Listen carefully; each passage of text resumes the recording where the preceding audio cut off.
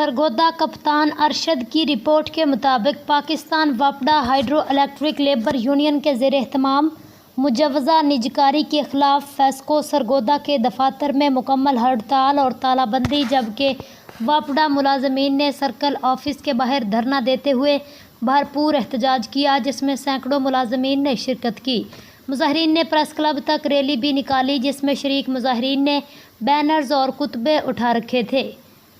شرکاء نے حکومت کی پالیسی اور نجکاری کے خلاف شدید نعرے بازی کی۔ اس موقع پر zonal chairman Rao Kashif, zonal vice chairman Mazhar Hayat Wan, zonal secretary Rana Muhammad Nasir, joint secretary Hamid Hameed Shah, Chaudhry Saddam Hussain اور دیگر نے شرکاء سے خطاب کرتے ہوئے کہا، نجکاری سے لاکھوں افراد اور فیملیز متاثر ہوں گی، جو کہ کسی صورت قابل قبول نہیں۔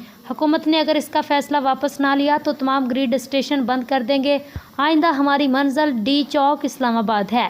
مرکزی قائد خورشید احمد خان کی کال پر لبیک کہتے ہوئے تمام ملازمین کسی قربانی سے دریغ نہیں کریں گے۔ 17 تاریخ کو اسلام آباد دھرنے کو اسی طرح بھرپور کامیاب بنائیں گے۔ حکومت سے مطالبہ ہے فوری طور پر اس سلسلے میں نوٹس لے کر نجکاری کا فیصلہ واپس لیا جائے۔